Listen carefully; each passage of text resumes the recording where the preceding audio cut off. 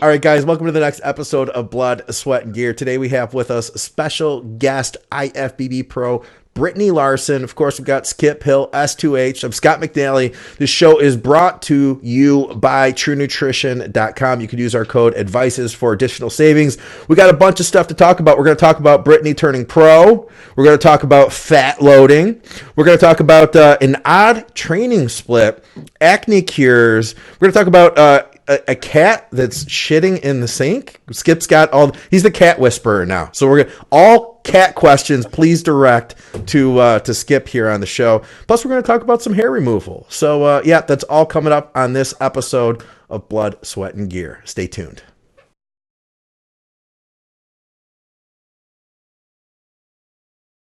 Welcome back to Blood, Sweat, and Gear. I'm Scott McNally, and with me, as always, is Skip Hill. S2H will be with us soon. New IFBB Pro Brittany Larson is joining us, special guest. She's going to tell us all about her pro victory, or her pro qualifying victory. Did I say that right? I don't even know, but I think people know what I mean. She's a pro, damn it. That's all that really matters. That's all that matters. What? Yeah. So, hey, what's up, guys? How you doing? Hey, friends. Oh, look, we got S2H back. He jumped in. Yes. I've just been sitting here waiting for y'all, and y'all cut me out. Right.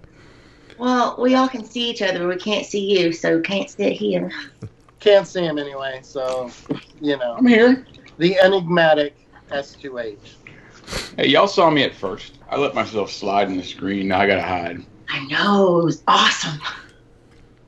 What's going on, guys? To start this out, Skip, tell us about Brittany. You've worked with her. Just give us an intro, Skip. This is your job. Basically, introduce us to your friend.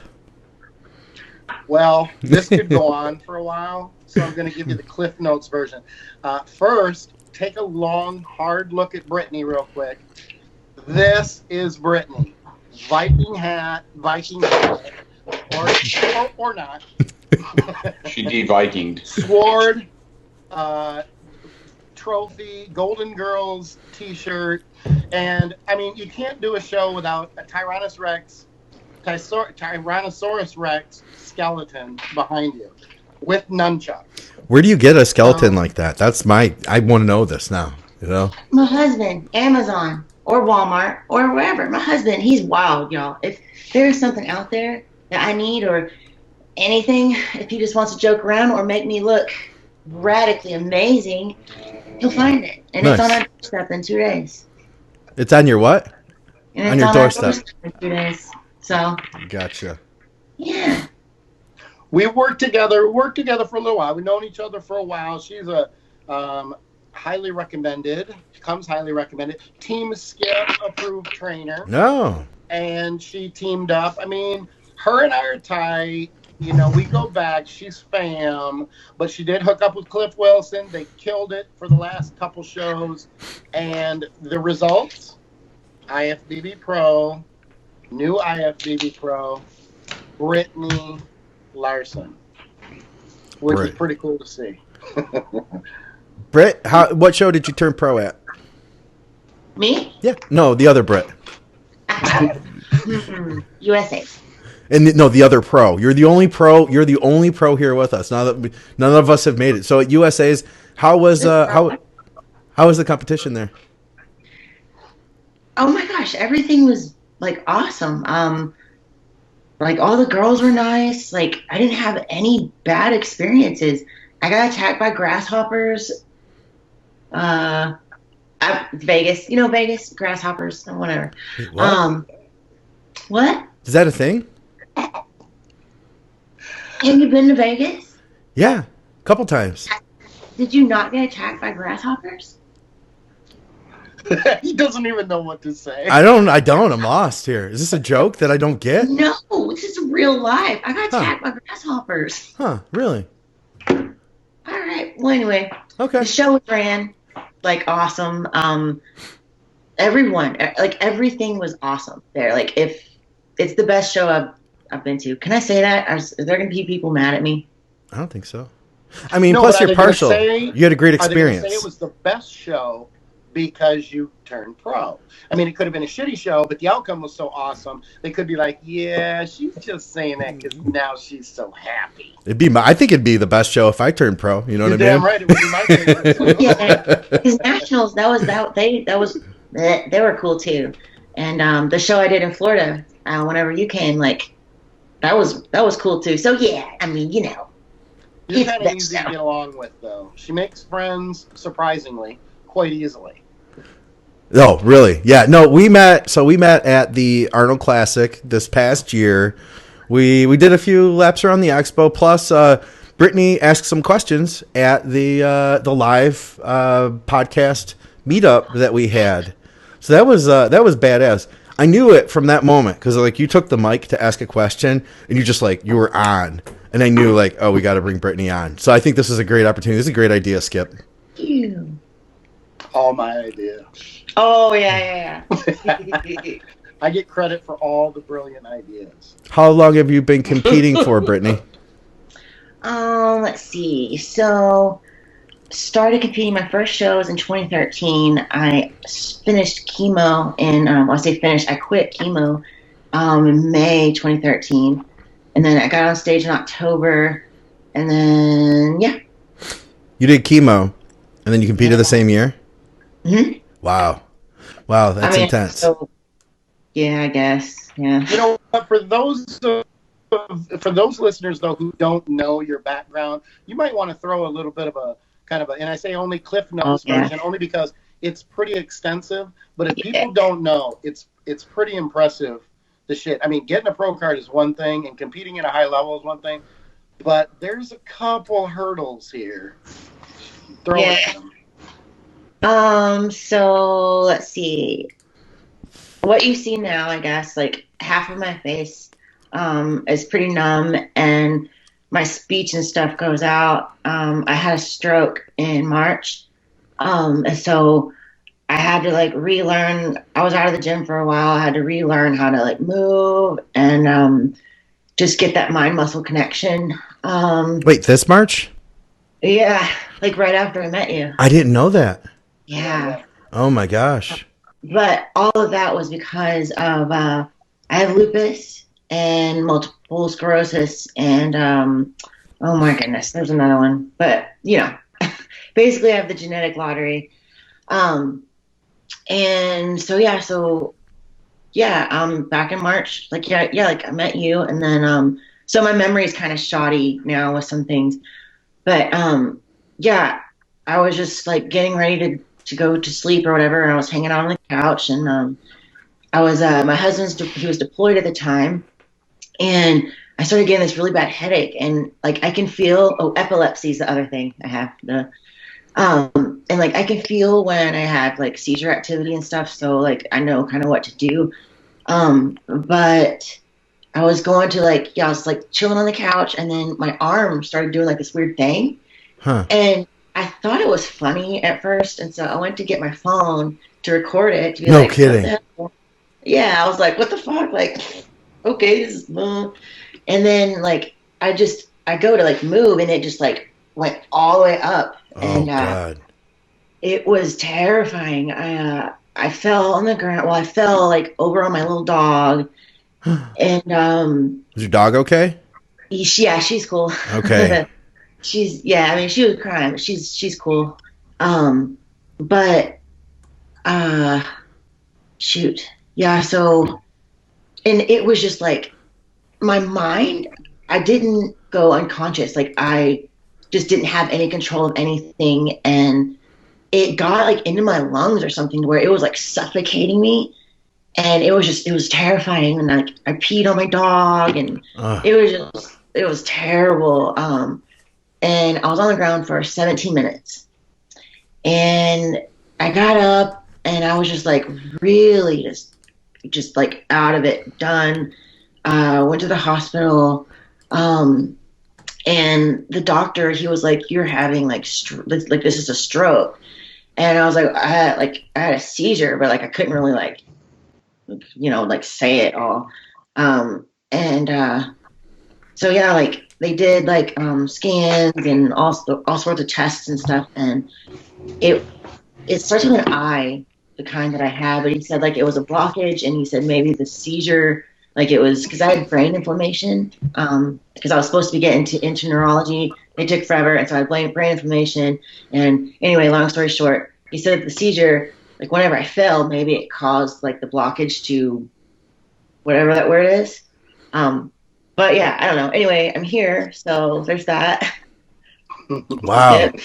That's Cliff Notes. I'm sorry. No, and the reality is I think if people would have seen you, or if they've seen you do video, say over the last few months, you know, your mouth and stuff when you talk was quite. I mean, it's so much better now compared to what it was only a few months ago, and it's actually, you know, it's improved substantially over the last couple of months. So it was, you know, it's.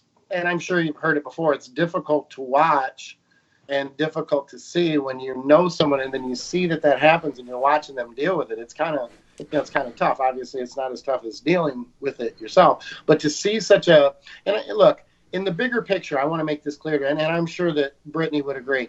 You know, the pro card is awesome and everything else, but it pales in comparison, really, even though it's such a huge monumental accomplishment. You know, compared to what she's dealt with her health and everything else, I look at it more as kind of the icing on the cake, and kind of like a, here you go for busting your fucking ass when you could have quit.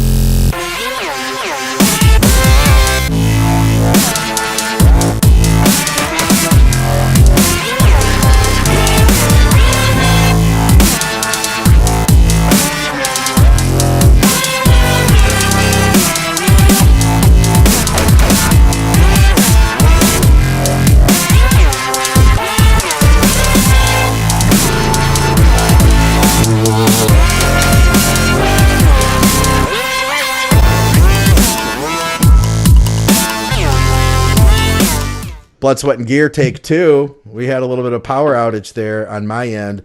We're back. Thank you guys, everybody who found the show again. We already have a bunch of people that are tuning back in. Guys, if you have any questions for the show, definitely please post them up. We got a couple topics we're going to talk about today, but we're still talking to Brittany. You had a stroke. That's freaking nuts. Okay, now wait a minute. I had the question and I was going to it. Yeah. Let me run this one question. Cool. No, go, dude. It's your show. Okay. Your show. Yeah, exactly. As long as you show up on time. Can't happen. Okay, so I'm going back to you saying that you had normal, because I'm taking issue with you saying that you are normal. You have normal behavior. You told me, actually, I saw this on social media. I saw the pictures. You spent how long in that Love's truck stop while your husband was sleeping in the back of that truck? And you need to tell everybody what you did, because I thought it was pretty cool.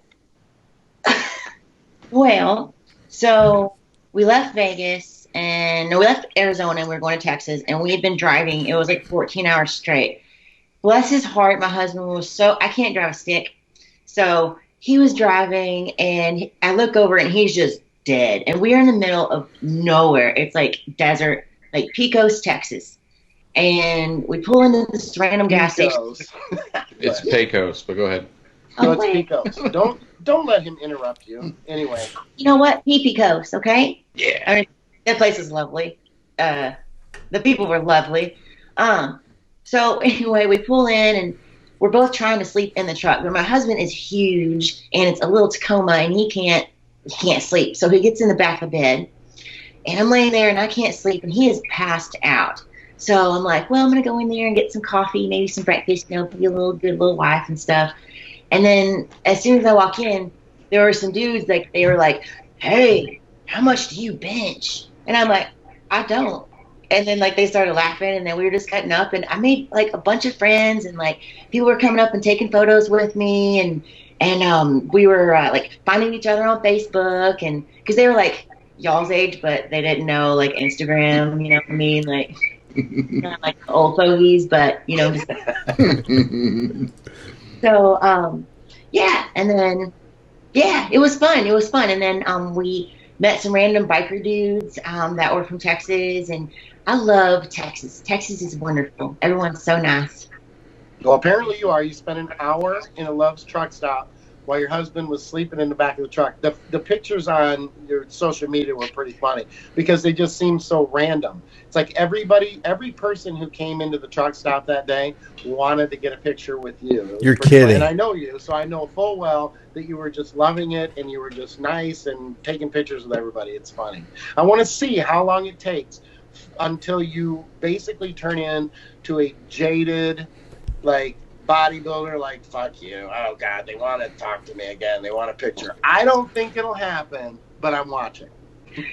No, I'll go out and I'll make my friends, and then I'll go back in my little hiding spot. Like, I don't go out, I don't do much. I have my little gym with my family there and our house and my dogs, and then I'll go out, and then people are wild, and I'm like, oh, this is why I don't go out, and then I'll come back in. So yeah.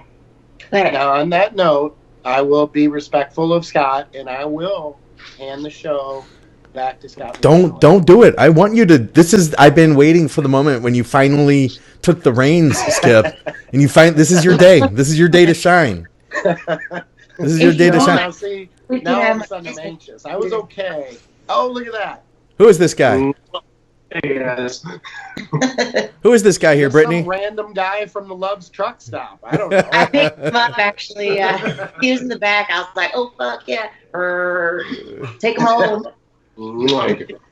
He's from Pecos. He's from Pecos. Pecos, yeah. You know what Pecos is famous for? Pecans? Cantaloupes. Really? Yeah, Pecos cantaloupes. Dang, I didn't get no damn cantaloupes when I was there. Little bitty cantaloupes. They're like little ones. They're really good. True. Well, And you're Love's from, truck stop. What's that? aren't you from Texas? I am. See, we don't have a Love's truck stop near me, though, but y'all could have stopped there. I'd have come by and said hi. I would have said hi too. Hello. All right, guys. I do have a question for Skip, and I bet Brittany can chime in on this too. So this past week on Muscle Minds, we were talking to Dr. Scott about fat loading and the role that fats play in filling out. So, you know, we always think about carbs when we think about loading. And when we think about skip loading, it's going to be a mix of carbs and fats because you're not just eating like angel food cake or, you know, pure carbohydrate. We've seen your cheat meals, you know, we've seen the skip loads. There are some fats in there too. But I guess the thought was fats don't get a lot of thought, I guess, when it comes to carbing. We call it carbing up. We don't call it loading as much as it is carbing up. Talk about fats. Talk about how do fats affect the load, and what are your thoughts on them in general? I'm sure that it must, first of all, it's got to differ from person to person. Well, yeah, it differs from person to person. I mean, fat loading, there's a couple different ways to approach it. And there's some people who just go straight, that they're focused on, you know, a very high level of fat intake when they load versus something like shit loading, which is something that it's kind of the method that I started with years ago that I learned from Zilla on the internet. And then, of course, skip loading kind of was born out of that simply because I didn't think that it was filling competitors out very quickly because I don't think there was it did for smaller framed and smaller bodybuilders, but once you got into the heavies and the supers, you know, it just took a while to get the amount of carbohydrate that someone that size needed. So I made, you know, changes and skip loading and that sort of thing. You know, I can't, and I'm sure Dr. Scott, I wanted to listen to how he explained it on the drive here to Michigan, and I didn't get the opportunity to do that. I'm assuming that when and you correct me if I'm wrong, but I'm assuming that when he's talking about fat loading, is he talking about basically shit loading, or is he talking about very high levels of fat, trying to force basically, the muscle to suck up fat or triglycerides. Is that how does he approach that? Well, it was one of those things, everything is different kind of thing. I guess, because, he had mentioned it was maybe, I remember a couple years back, and you were posting a bunch of your skip loads that were from like IHOP. And I remember we had a conversation about it, and it was like, yeah, there is a good deal of carbohydrate in there. And yeah, I get what you're saying, because at the time you're like, well, I'm leaning toward the carbs. But there was probably still, a good 50 grams of fat in that meal too. So it had to, absolutely. It had to play a role then. And so we were just speculating as to what your thoughts were and how you look at fats in the load. Overall, what it came down to was, Scott talked about it from a scientific point of view, saying that, you take a guy who, I can't remember what the weight was, but we'll say, a bigger dude, 260, and let's say that he could maybe gain, say, 6 to 8 pounds of fluid and glycogen through carbs alone, that, through intramuscular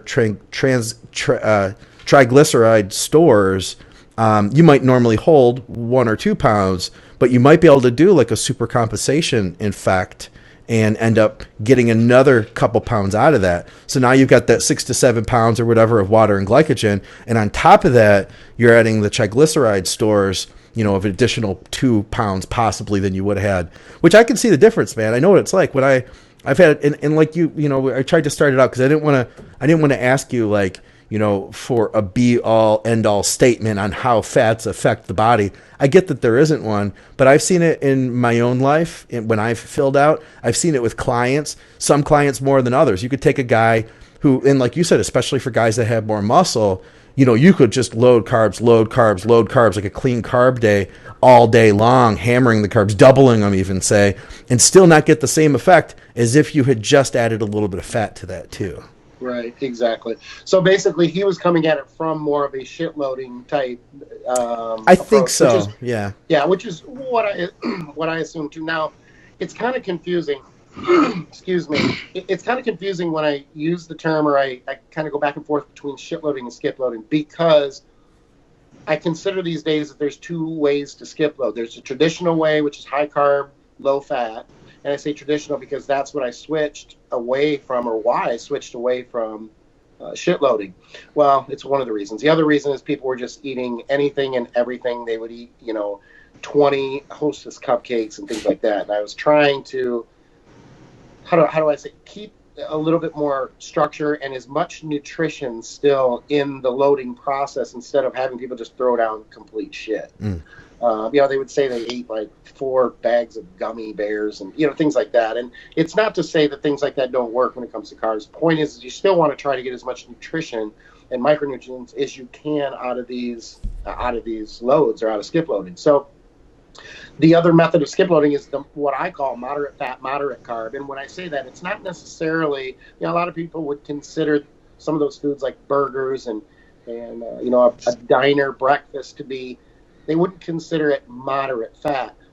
But when I say moderate fat, moderate carb, I'm trying to just basically say that it's more balanced in the sense from carbohydrate to fat intake than it is the traditional skip loading, which is so much more focused on carbohydrate and really minimizing fat intake. And again, like Dr. Scott said, some people respond differently. I came back to loading with more fat primarily because I was going hyperglycemic for the first couple meals when I was prepping for shows in 2012. So anyway, as far as the, switching back to adding fat and that sort, I found that it still works incredibly well. There's a couple things that adding fat into a load does. Number one, it helps to slow down the rate that the carbohydrates hit the bloodstream so that you're not hyperglycemic, or you don't run that risk.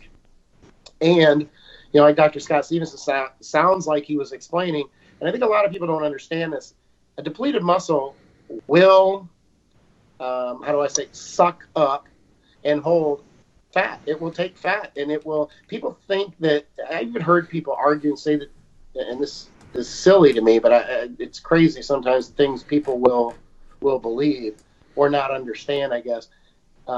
you know, fat can also be turned into glucose. I mean, there's that too. Really? So yeah, so there's the question of whether you know, the muscle is, and I'm going to be honest with you, and I'm pretty transparent when it comes to this stuff. I'm not the science guy. Sure. You know, Dr. Scott Stevenson and I could probably go at it pretty good and have a pretty good discussion on fat loading, carb loading, and things like that, because he would be able to break down the processes of this stuff. I cannot do that. So whether the muscle actually takes in and stores triglyceride, that I can't tell you. I don't know if it stores the triglyceride or basically the fat, or if it's taking the fat and converting it to glucose and then storing it as glucose. I think that it stores the triglyceride, because the process of metabolizing the fat to turn it into glucose wouldn't need to be there. It wouldn't need to happen because you're already consuming carbohydrate. Something like that would only happen when there was no carbohydrate. Like if you were just basically fat loading, like just fat and no carbs, and you were depleted and your body needed to convert something, you know, convert that fat to glucose. The other thing, and I had another point, and I think I'm going to lose it because it's right there. Hopefully it'll come back to me. But like I said, loading the fat basically as fat. When the muscle is depleted, I think a lot of people don't understand. A depleted muscle will just suck up like a sponge as much as it can and as quickly as it can. Plus, you have to understand, too, there's two reasons for loading. Okay, one is the condition and to fill out prior to a show. The other one is purely metabolic, from either, for me, someone like me and my clients, it's typically weekly, but it can also be bi-weekly. It can be every few weeks, which is kind of stretching it. But nonetheless, there's a huge difference between the two, because fat also, even if you don't respond well to filling out for a show with, say, higher fats along with your carbs, you may well respond better to that metabolically during the skip loading or refeeds week to week or bi-weekly while you're getting ready for a show too. And that comes back to something you were saying, Scott, where you said that, I think you said, correct me if I'm wrong, but you know, sometimes when you refeed, you can put a lot of carbs into somebody and they just don't even respond. Not only do they not much fill out, but it has little to no impact on either their body weight, where they're not storing much more glycogen, or even metabolically. And in a situation like that, because fat has so many more calories in basically the same amount or volume of food, you know, there comes a point where you can't get any more food in your stomach. Yeah. So if you're able to say, instead of all of that being carbohydrate, if half of that is carb and half of that is fat, you're going to have more calories in the same amount of space.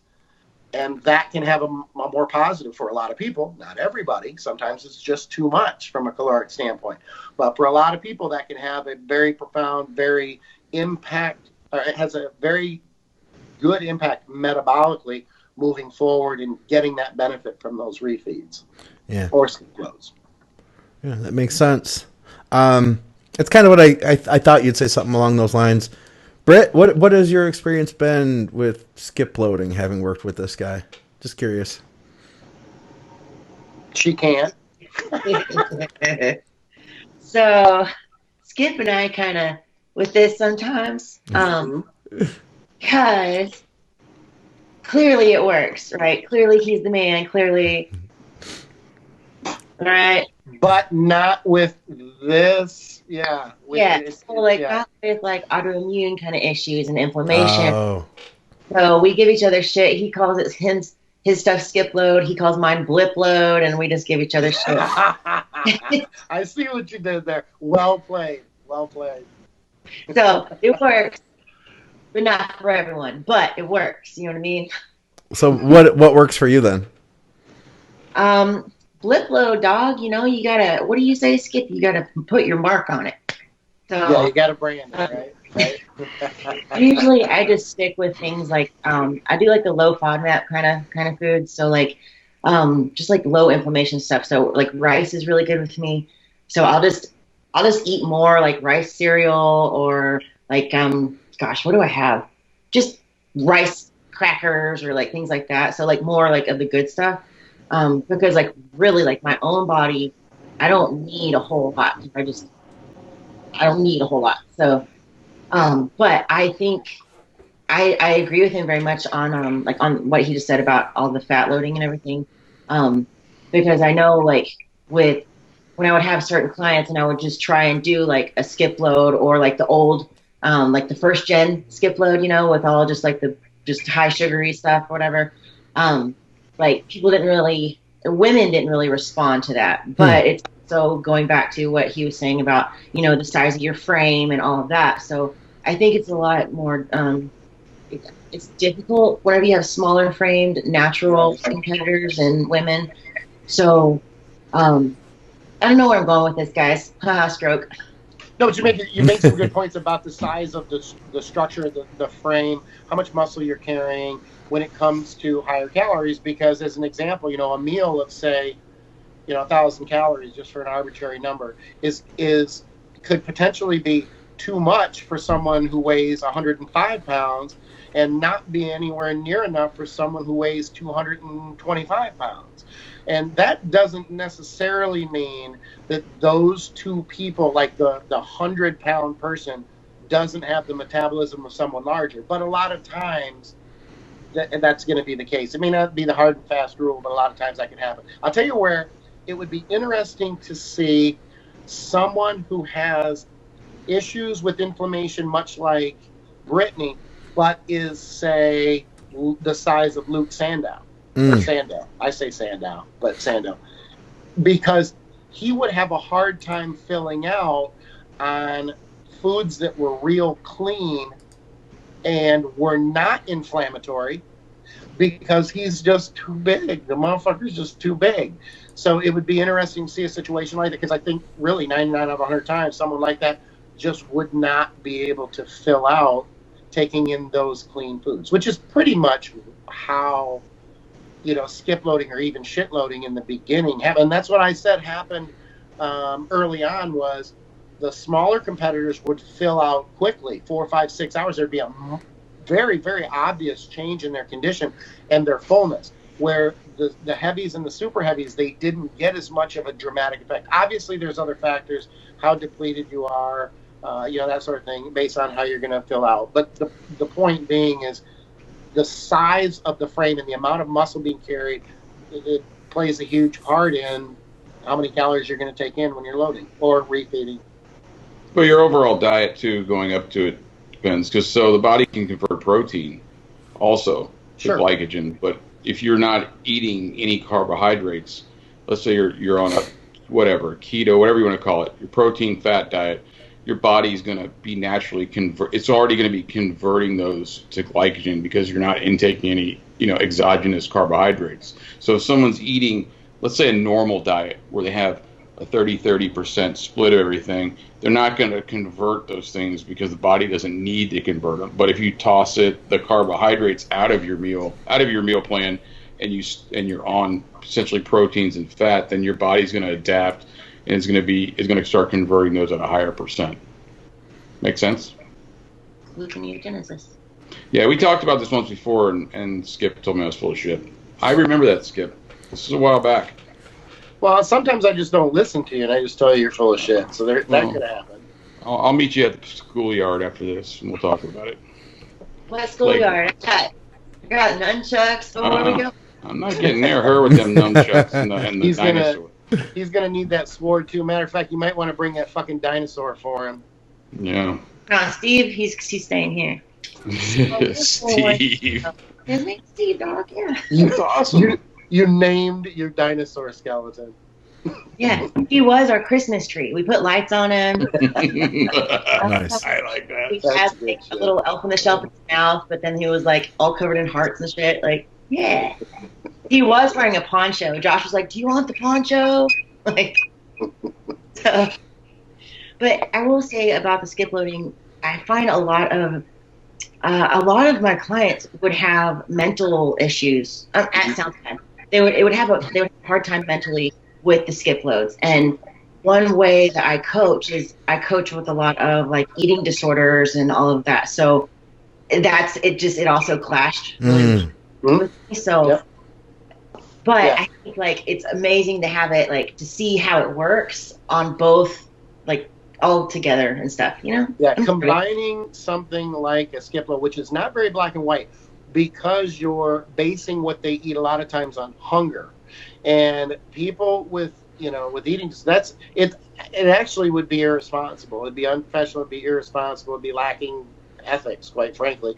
You just can't put something like that on someone who has issues like that, which is a very good point. I'm glad you brought that up, because if people are listening to you or listening even to this podcast who might be clients with you or battling with some sort of eating disorder, I could come across like, that hey, we didn't cover that, or that doesn't matter, or that I would be in any way supportive of just having somebody with a situation like that and forcing them to eat that way. Absolutely not. That would be incredibly unhealthy. So I agree, and I think that's a great point.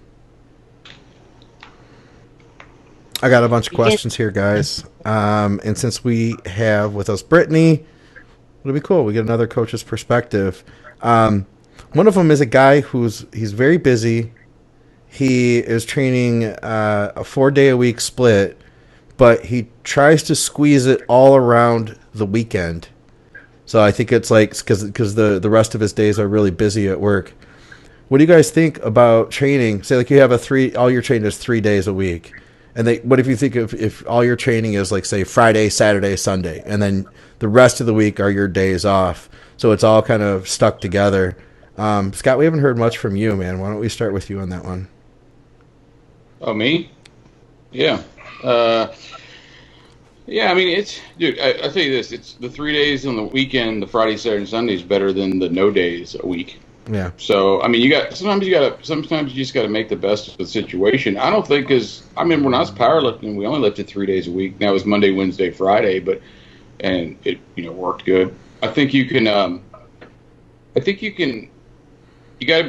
have to be a little bit careful, maybe not to just think, oh, I only have 3 days, so I'm just going to murder myself for 3 days in a row. And, potentially that could be, an injury or something could occur, but still just train with some sense. But, you can push it pretty hard because you got 4 days of recovery too. So I don't have any problem with it. I mean, I probably, I've been notorious in the past for only training 3 days, maybe for a week, 3 tops. Maybe go 3 or 4 in a row and take a week off sometimes, or 2 years, or who knows, But yeah, no, I think it's okay. I think you can accomplish a lot. I think a lot of people think you couldn't, but I think you can. So that's all I got. Skip, you want to jump in on that one? Have you ever had any clients in that situation where they train 3 days a week and it's just like Friday, Saturday, Sunday, and then the rest of the week are non-training days? I don't know that I have off the top of my head, but I think I would, which doesn't mean I haven't, I guess. I can't remember what I had for breakfast, so there's that. I think a lot of times, too, it's what works for consistency and what you're able to do over the long haul might be more important, whether it's, the absolute best way to put it together, or it could be a little bit better. The best way to, I think, assess a situation like this is if he just doesn't have any other choice. Scott makes a good point. I mean, it's certainly better than not being able to do it, so that's started the first point. Another point is if you're going to gauge and analyze whether it's productive and whether it's working well, and really ultimately that's what it comes down to. If you're progressing and it's working well, then go for it. I don't think it's ideal. I don't what you're dealing with is you're dealing with a lot of stress over 3 days, and then over the course of 4, you're just not using your muscles. There isn't much resistance there. You're not training.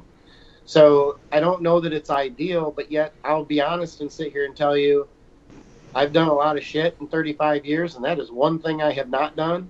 And so from that perspective, I can't say that it couldn't work. Maybe it can. I guess just do it, see how it goes, track your progress, and see if it works or not. But again, consistency and continuity, that's really, that's a big part of it there. If he's able to do it long term and it works for him because he's just too bogged down with things during the week, then go for it. What do you think, Brett? I think anything can be done as long as you have consistency And I think it would be important to for them to really focus on their nutrition when they're out of the gym as well. But like, you can definitely get it done in 3 days. I think I've had clients that I've worked with that they never wanted to set foot in a gym. They only had 3 days, and so gave her resistance bands workout and some like cardio to do with it, and then focus on nutrition, and she made things happen. So, and like, you got like, you know what, you can get a pull-up bar at home and you can bust out some reps when you're at home. You know what I mean? Just to like on your off days, just to kind of keep things activated, keep your mind in it too. So yeah, I think that's, if it works for you, then hell yeah, brother, go for it. I feel like that's the thing that gets to me after I have a bunch of days off in a row. And you just said it, Britt, is keeping your mind together, keeping your mind in it. Because I feel like if I'm training on a consistent basis, then my diet makes more sense to me. But if I have like 4 days off in a row, it's like the idea of my nutrition seems, it's disconnected. You know what I mean? Yeah. And that's funny that you say that too, when it comes down to the diet and training. I've been doing, I'm the old guy. I think Scott and I have similar years, though, under our belt. But the point being is, even after all these years of doing what I do, if I'm not training, like I'm off for a few days, and I'm not talking about just rest days, but if I'm off, I'm not eating bodybuilder food. I'm either 100% on or I'm 100% off. It's fucking pick one. It's all or none, bitch. That's how I'm doing it. So I can see where if you're on for 3 days and you're off for 4, if you don't have, a lot of time and invested and under your belt, it might be more difficult to stay with your diet on those off days. There's a psychological component there. There would have to be. Yeah, I mean, I don't know. I'm like this last week, Monday, Tuesday, and Wednesday, I just had a bunch of stuff come up, and I didn't go to the gym, but then I ate. I still stayed on my diet, and then I went to the gym Thursday, Friday, and yesterday, and then I took today off, and I probably will go back Tuesday. I mean, I don't really keep a really, I guess for me it's easier to understand because I don't really keep a really set schedule. I just kind of get in there where I can, but, I still don't, just because I don't go to the gym for a couple of days doesn't mean I'm going to go back and go to Whataburger 3 times a day, So, I mean, some of it's up to you, you're responsible for your own actions too, so, you gotta stick to what you gotta, stick to. That kind of thing. I guess because I've had weird jobs and different things over the years where my schedule's never been really that consistent. So I've kind of been able to bounce around more. Maybe if you're like Skip and you have the same schedule, or somebody has a very consistent schedule, it would be harder to adapt probably.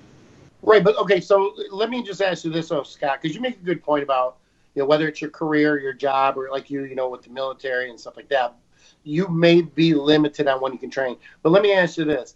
If you weren't limited by your job or by anything, you just train whatever you want, and you wanted it to be the most ideal, would you cram those 3 workouts into only 3 days in a row? I would say probably not. I don't think most people would. Yeah.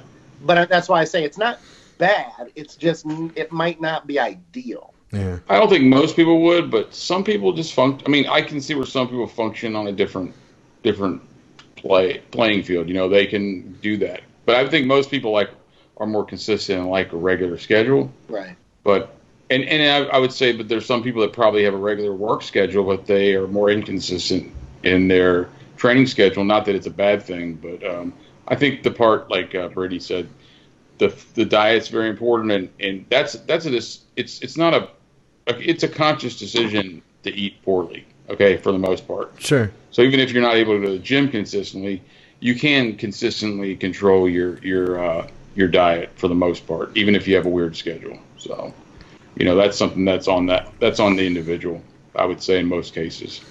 So just so I understand, when you got really, really fat, it was your fault. Are you owning it? No, actually, it was Scott McNally's fault. But that's a whole other story. He was my coach at the time. Well, see here, what happened was I got really good at Golden Tee, that bar game, and that just led me astray. Quite find which time it was, but the first time was due to injury, and then Budweiser and I got involved together on a long-term dating program. They sponsored you for several years, from what I understand. Buffalo Wild Wings. I was on the Golden Tee National Championship team. Yeah. That's pretty good though. The Golden Tee reference. I don't know if you guys get that. I don't know what that is. Fucking good. Brittany, do you know what that is? It's a video game. It's the best bar video game ever. Did you know that, Brittany? Yeah, my dad used to play it at the gas station. I'm the only one that didn't know then. At the Loves. Yes, at the Loves. Yeah. When I went to the World Championship, I was 320. Wow.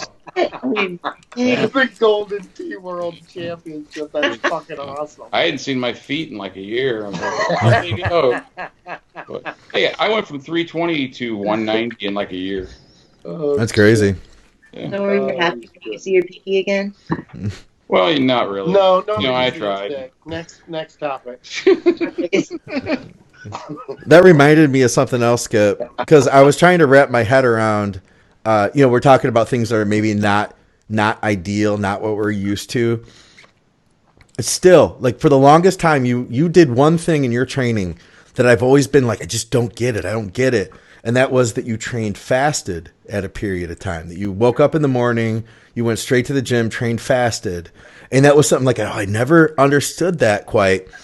But I've thought about it. I heard somebody else talking about it on another podcast. It wasn't bodybuilding related. It was just fitness. And they were saying, it was a personal trainer. And he was saying that in situations like that, he's had people that have to do that out of necessity load up on more carbs before bed so that they have like more food at night so that they wake up and they're like more loaded and ready to go than they would be otherwise. Did you do anything like that? It was just something I personally was wondering.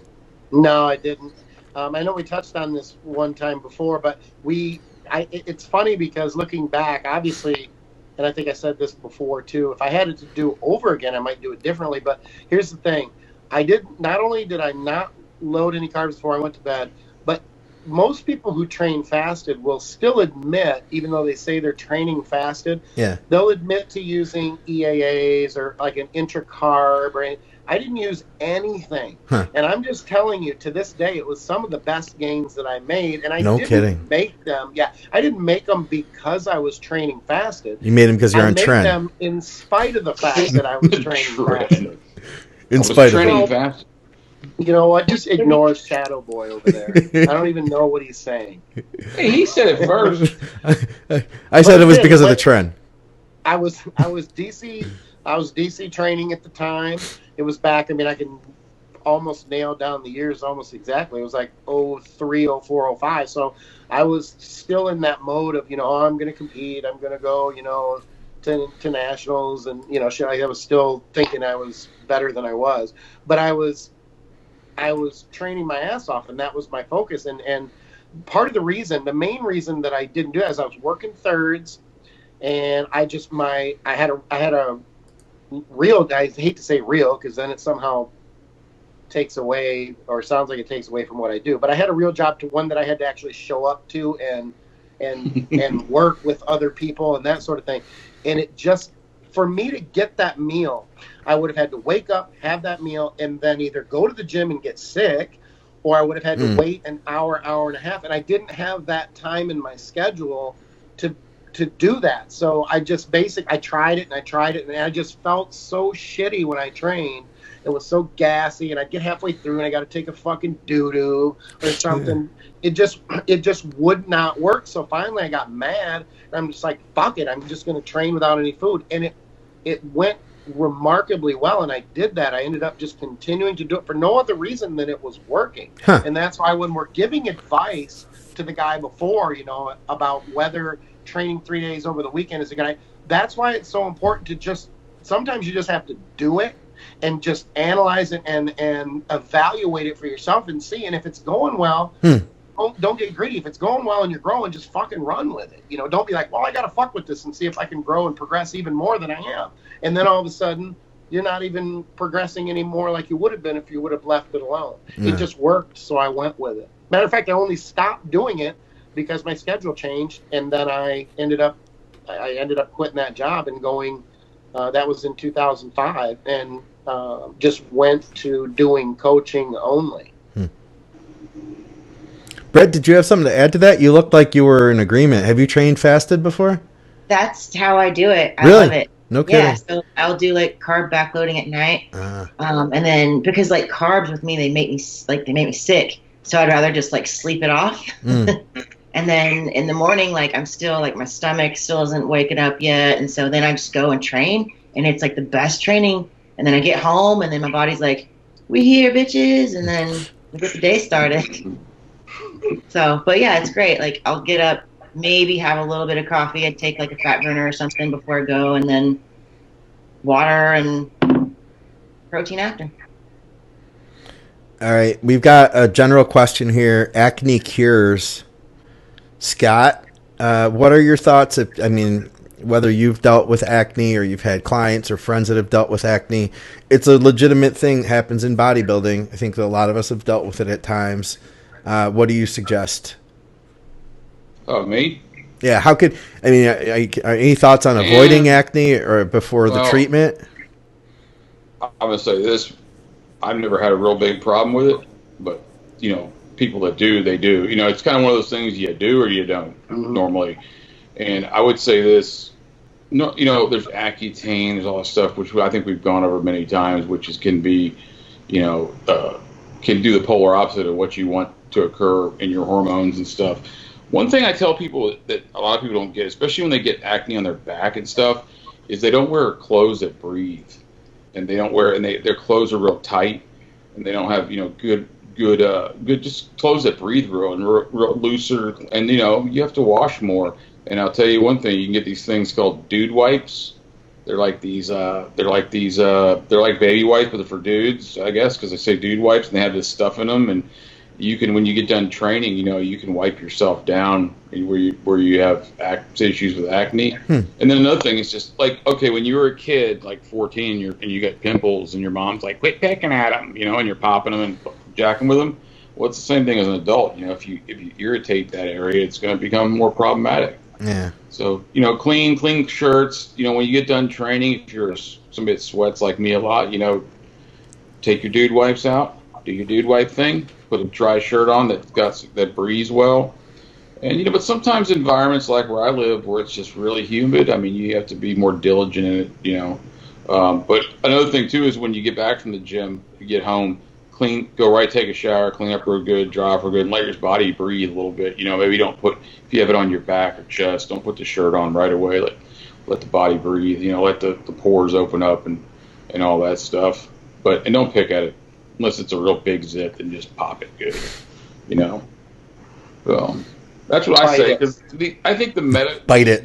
Oh God. Prescription medical fixes for a lot of acne are not conducive to physique building in a lot of ways, But it depends. But don't pop your zits. That's all I say. Have your husband pin you down and pop them for you.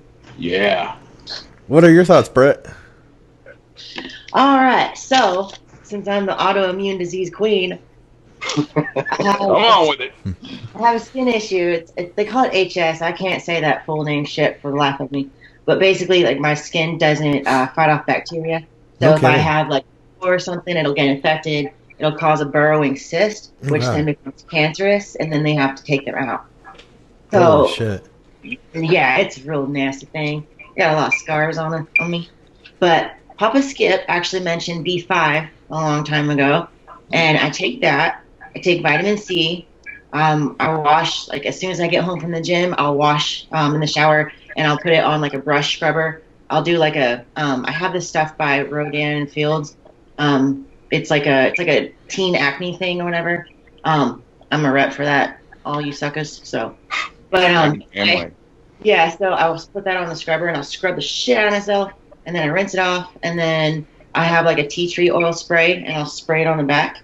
But I used to soak in a bathtub, and I used to put bleach in it, and the doctor was like, no. Oh wow. And I was like, oh, okay, well. So, but yeah, that's my remedy. If you have acne, you could take a bath in like Drano and bleach, and you'll never have acne problems again. I mean, you won't have any fucking problems, but at least acne won't be an issue. And not even breathe afterwards. Right, exactly. Right. S2H, he sent me a Diesel picture. fuel. It's been a couple years, but Scott, he might remember this. You sent me a picture.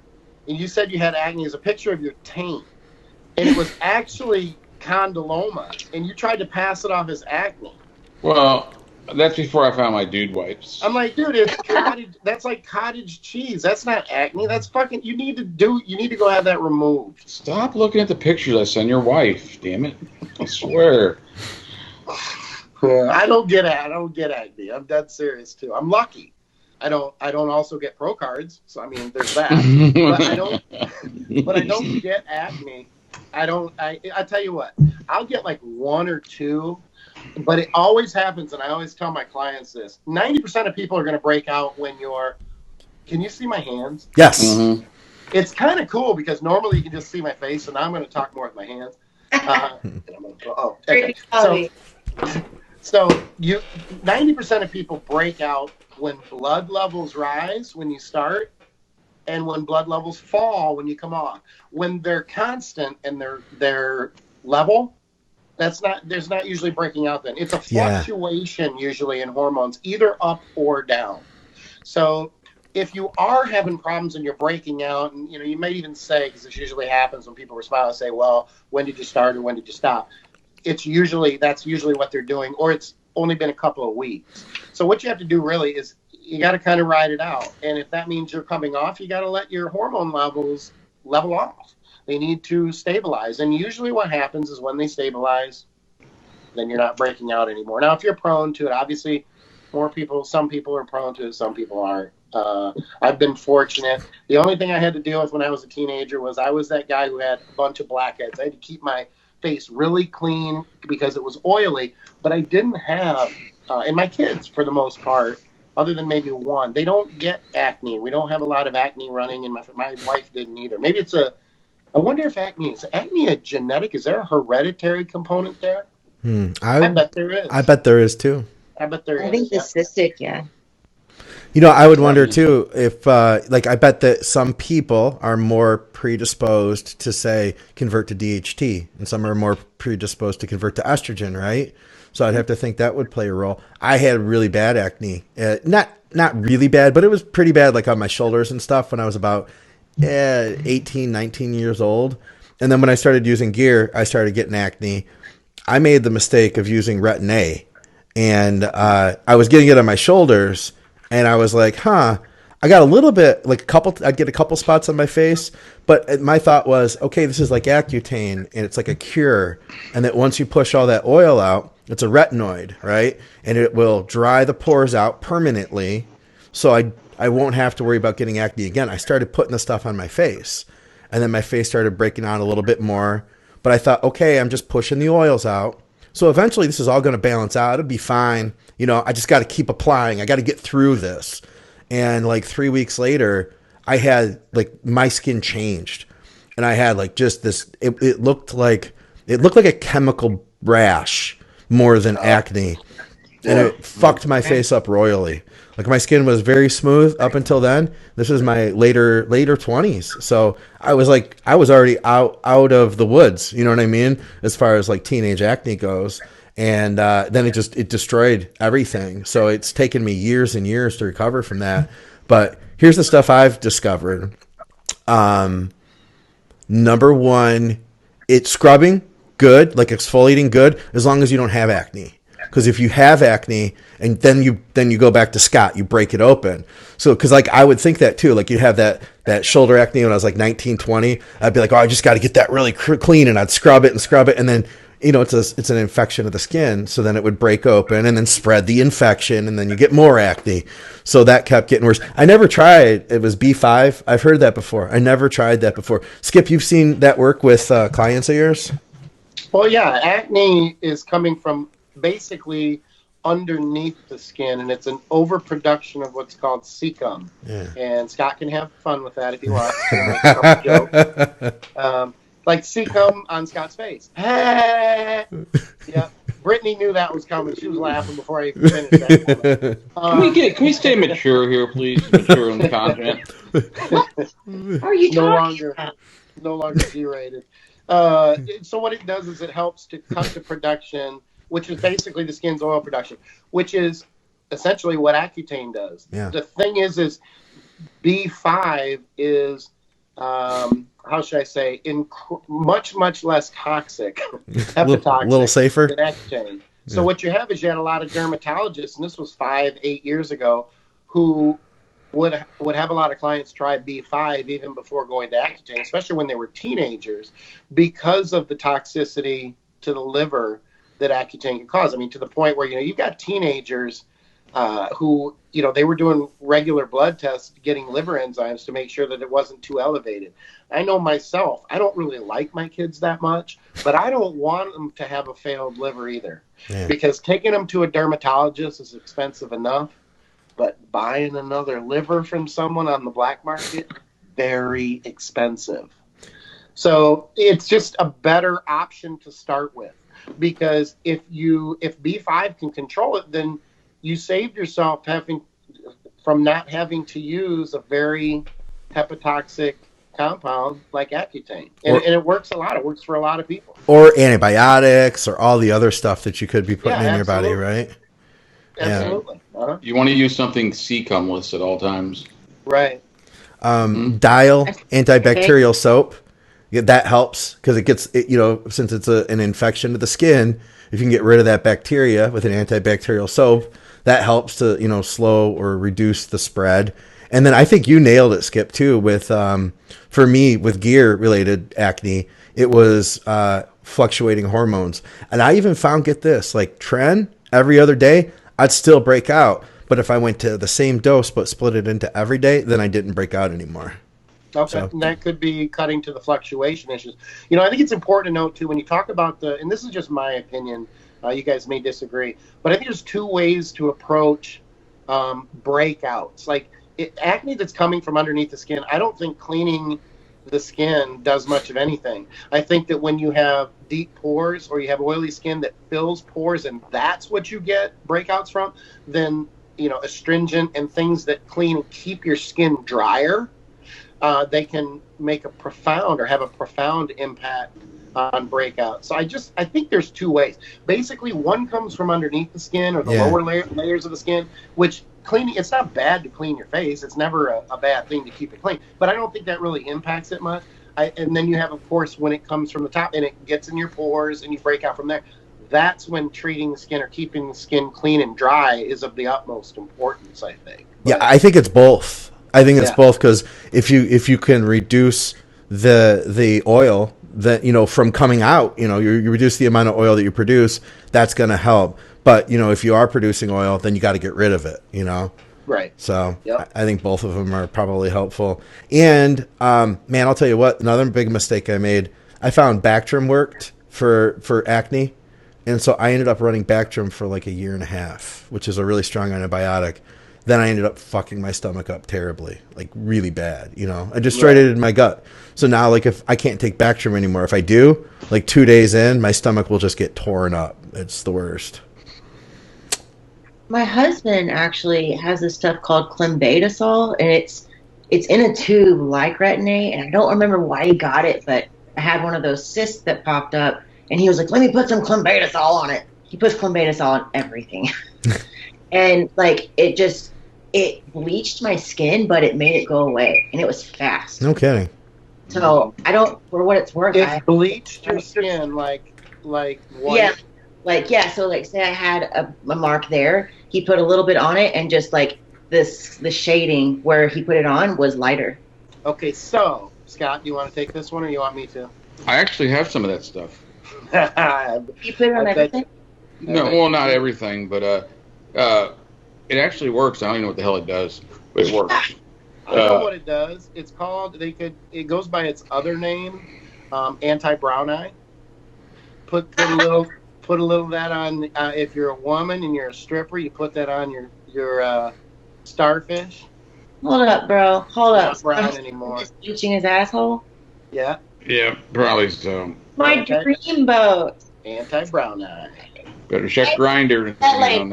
Nothing worse than a stripper with a big, dark brown eye.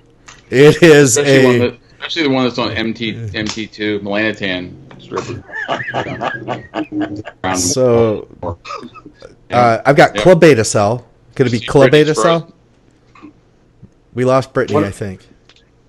Brittany's frozen. She's frozen. Her and Steve. I see Steve in the background. He's not moving He's frozen. Steve. Yeah. Steve hasn't moved the entire show though, which is weird. Steve has an erection, I think. Or that's his hand. I'm sorry. Oh, she moved. She's back. She moved. She's moving now. I see Steve's clobetasol. still not moving though. They have clobetasol propionate is a corticosteroid used to treat skin conditions such as eczema, dermatitis, and a bunch of other stuff too. Yeah, and brown eye. It says that right on. Yeah. See? Right on Dude wipes treat the brown eye too. Dude wipes. And actually, the dude wipes thing is bothering me. Is he sponsored by them? I wonder. Do you think S2H is maybe sponsored? B5 and dude wipes.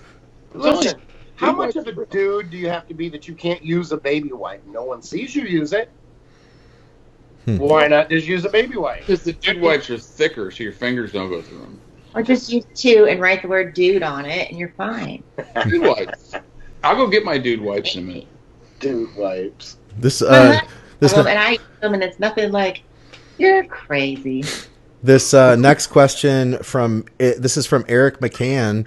He wrote this on the thread here. This question has been brought to you by Dude Wipes. He says, talk about workout intensity.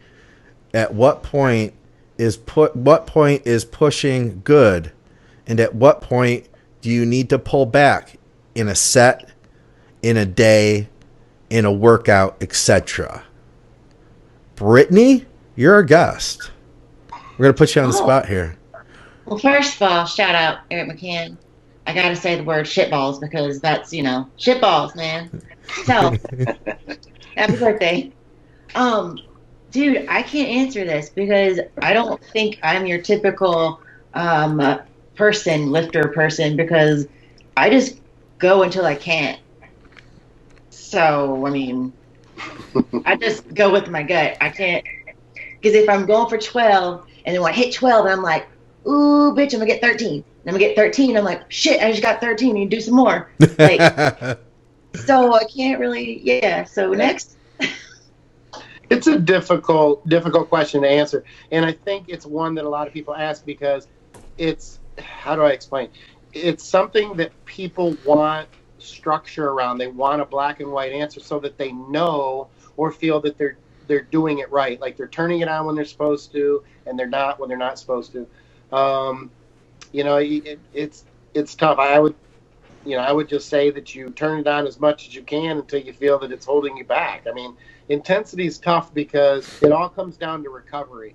I think all of us can train hard enough to grow. It comes down to recovery, and a lot of times you have people who are out training their recovery. I would say you have more people. This is my opinion. You guys tell me what you think. I think you have more people, especially when it comes to competitors, out training their recovery than the other way around, than not training hard enough. And, it depends on who you ask.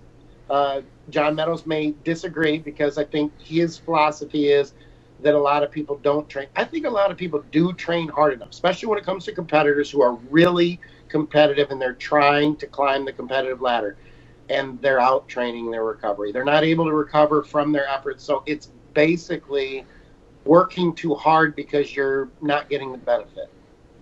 But training hard compared to what? I know. It's tough. You go train on your own and think, shit, man, I got this, killed myself. And then you go and train with someone else and they're like kicking your ass. And you're like, shit. Sure. It's the ability to be able to really know what training hard is. And how do you define it? It's very difficult. You can't show it either. At least I don't think so. Because I think on the surface, visually, it can seem misleading. We can all open our mouths and we can all make noise, but really, it's almost it's as weird as this sounds, or it sounds like I'm trying to make more out of it or be melodramatic. It's inward. It's being able to tolerate something that should be intolerable, and no one knows that really. Except for you, because you know inwardly what that feels like, and we can gauge it. We try to on social media. We can say, "Oh my God, that set, like so and so killed it," but who knows? Maybe they just act really, really fucking good. You know, I've seen people move retardedly big numbers and it looks relatively easy. Maybe it is. And then I've seen people move weights that are a third of that and they clearly are busting their fucking nuts. What if they don't have nuts? That's true. I did look right at Brittany when I said that, and I just thought we could be talking about something else, but you got my point anyway. So there's Stimulate, don't annihilate. Right. Lee Haney. You know, but that's, and let's argue that for a minute. Sometimes It's very easy for Lee Haney to say stimulate, don't annihilate, when the rest of us are still climbing the ladder and we're nowhere near you know, accomplishing what he's going to accomplish. So we all want to work harder. I mean, when you're not achieving what you want to achieve, are you going to work less or are you going to work harder? You're typically going to work harder. So it's a very difficult question to answer. I say if you're about to break a sweat, quit. That's the best thing. If you're not going to the gym, just U-turn. Well, unless you've got dude wipes, and then you can sweat a little. Yeah, you can dude wipe away, like, you know. All right. Next question. I'm looking around here. We did have one for Skip on the thread. This is from Chad Spencer. He says, question for Skip. How do I stop my kitten from shitting in the sink? Let me go hang myself. Oh. You know, your comments over there, you just need to mute your microphone or something. Come on, put your forearms back in the picture, Skip. I know you got them up there on purpose. Come on, put them back in. My forearms? Yeah, you got them up in the screen like this. You're all trying to flex your forearms. Put them back. Come on. There you go. There you go. You may continue. I'm ready to answer some questions now. Oh, yeah. Okay. So the cat. No, your cat is shitting in the sink for real. Look, I have 5 cats, and none of my cats have ever shit in the sink. You're not a very good cat owner. We can start with that. 2. We just lost a listener. I saw the numbers go down. 3-2. Yeah, that guy's getting an answer. Yeah, I don't know. Maybe your guy. I don't know what to say to that. I think he's kidding because I don't think a cat would shit in the sink unless maybe I don't know. Cats shit in kitty litter boxes. Like what the fuck? I don't know.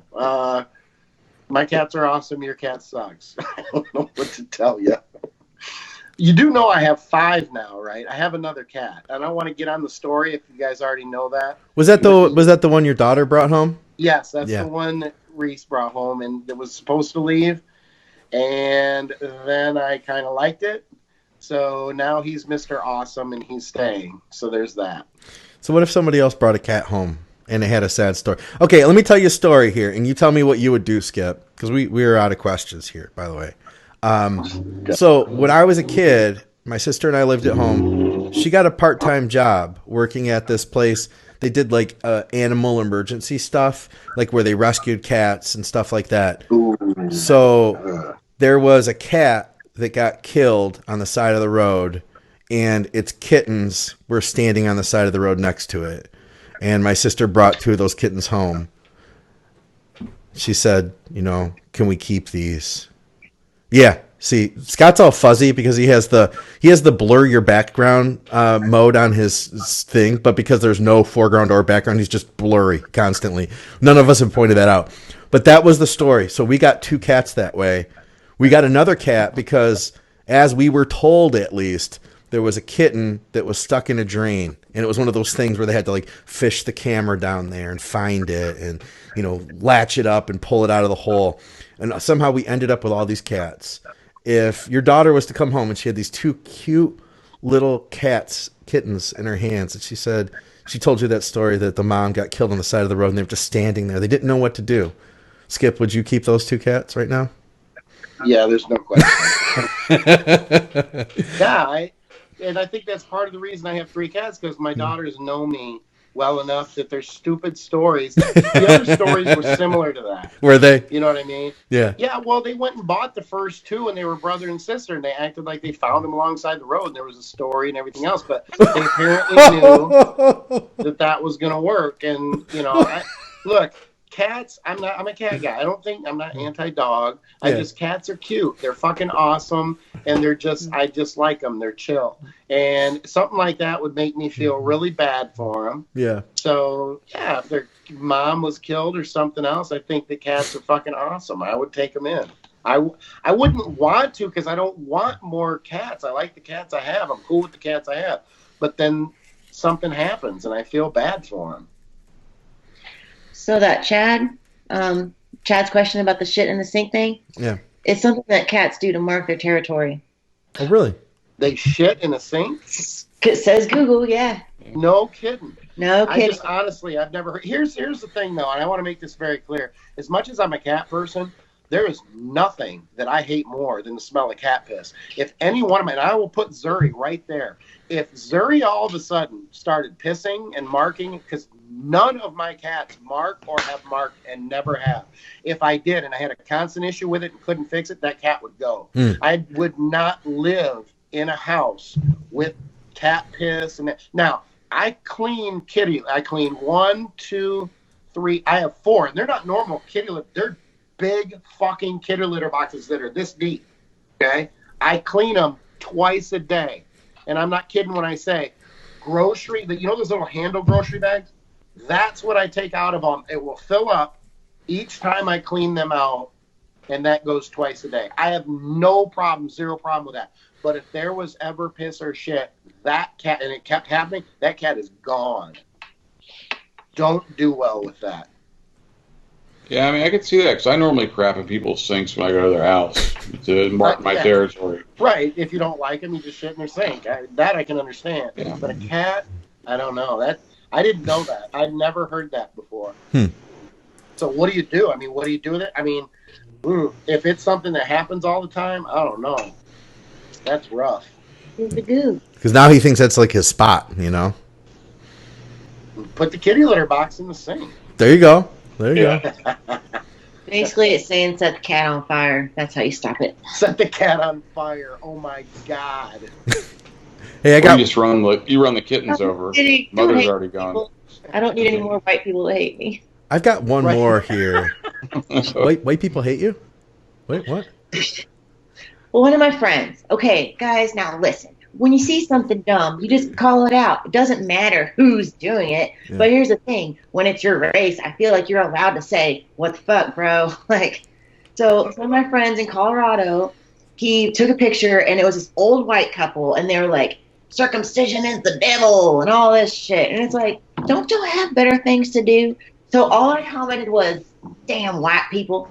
That's all I said, as a joke, right? This shit gets hit up for hate speech. I'm getting all sorts of people pissed off at me. So I'm like, okay, y'all want to act like this? I'm just going to screenshot you, and I'm just going to say, hey, guys, here's all the people that are having issues with me. Apparently, I hate you. So, and then it just kind of went off all crazy and stuff, and so now, apparently, I hate my own race. Huh, how about that? I'm just glad that you're here today to take all the racist attention away from me and Scott. Right. Goodness. Skip has issues. We have a lot of ACLU emails that come in when Skip gets on his rampages. So. Yeah. And then they PETA threaten to take me to court, but they never do. And then PETA when Scott starts talking about Skip's cats. Yeah. Right, exactly. Yeah. But that's because I contacted PETA to harass Scott. So there's that. I do have one more question, I think, and we've got a great guest for this. So on Bodybuilding Nerds Radio this past week, VJ and I were talking about the topic of hair removal in bodybuilding. And so I want to take a poll. And we'll start with you, Brittany, because I feel like females are the pros. You know, like guys, we didn't really start learning how to shave our legs until you went to go get up on a bodybuilding stage, you know? But females, you've been shaving your legs since forever, or at least most women are, and I feel like Brittany doesn't just by the look on her face right now. What's your preferred method? What's the best way to not fuck yourself up, end up with ingrown hairs, razor burn, all that? I feel like this is a difficult one to answer because it depends on where you're at. If you are getting lean enough for a show, because that is the whole game. Because when you get lean enough for a show, you realize that you just have skin. You don't have anything in that skin that you can shave. So you got to it's kind of like, I think of it like a ball sack. You just got to kind of peel it and then shave. Yep, that's what happened to me. And so my husband says, baby, we'll wax your asshole. And I'm like, baby, I don't know if we're down for that just yet. So then he bought a waxing kit. He's like, baby, what are you doing tonight? And I said, well, guess we're just going to wax my asshole. I don't know. But anti-brown eye at first, and then that's like the first step, and then wax. Yeah. 1, 2. Yeah. Hey, definitely use the I use those girl razors. Those work the best. Do they really? Yeah. Oh yeah, the Venus razors. See, the Dollar Shave Club are better for me. Those bitches are sharp. Well, when I stretch my sack out real far, it has like bumps in the road, so I have to use the Venus to be safe. All right. Okay, that makes sense. Yeah. Skip taught me this in a video. It was kind of long though. It was a lengthy video. I absolutely loathe hair. Hate it. It grosses me out to the point where half the time I look at my eyebrows and I can't even stand them either. And Wax I them off. Shave them off. Yeah. I'm dead serious. It hair just grosses me out. There's nothing to me. It's gross. So I've been I've been training since I was 14. I've been shaving my legs for, I would say, honestly, 15, 16. I had a falling out with my best friend. We used to work out in high school. And I'm not kidding. One day he looked over. We were in like political science class. And I said something to him. He was mad at me. We were arguing about something stupid. He looked over at me. He goes, well, at least I don't shave my legs. And the whole class, dead serious, looks at me and then looks at my legs. And all I could do was look at the one girl and go, like, you didn't know that. You know, I'm a bodybuilder. It was a cheap shot. And he was trying to fucking embarrass me in the middle of high school political science class. Yeah, that's what bad. It did. Should have whipped your sack out on the table and gone, look at these bad boys. Yeah, just put it right on his forehead. You got to keep up on that. That sack that he's got. Yeah. So if you use a razor, you got to keep up on that. Like you can't can't take a few days or a week off. You got to shave. Well, see, I'm cool because I'm not like Italian or Greek. I was lucky. Okay. That my hair is relatively thin and light colored. At least my arm, like my arm hair, and my chest and back hair, stuff like that. It's like even with my ears. Like once a week, I have to get in my ears because that's because you're old. I see old people, and I'll see them from the side, and like you see an old person from the side, and their fucking eyebrows are like this. I'm serious. Or they got like bush coming out of their nose or their hair. You're like, what the fuck, dude? Really? Like, do you not know that? They don't care anymore. They don't care. Yeah, somebody needs to tell you. Holy shit. I got one hair that comes out of my nose. It's like a fast rope, like a rappel rope, comes out of my nose and hangs out. And I got to get it like once every couple of days. And I only get those big razors. So I'm like trying to shove the big electric razor up my nose, and I'll cut my nose sometimes. They have nose trimmers for that. Come on now. I know, but I don't want to buy one. I'm cheap. $20. Okay, whatever. I stuck Nair in my nose one time. That didn't feel good. I'm melted. I will not use cucumber, melon, Nair. I beg. Okay, so when I was real little, like my parents got divorced, and I was going through the whole growth changing and all these things, right? Starting sprouting some things, some places, and the girls in athletics are real fucking mean. And fuck you, mean bitches! If you see this video, you know what? She's an amateur. Fuck her anyway. Right, yeah. Right. They're so mean. But anyway, but they're not pro. That's right. I'm not. I don't. That should be your response. Every time you don't like somebody says, just go. You know what? But you're not a pro. So there. Yeah. Mic drop. Oh, long story short, I beg my dad. I moved in with my dad. He doesn't know any of the girly stuff, and I don't either. I beg my dad, Daddy, give me some Nair. You got me cucumber melon.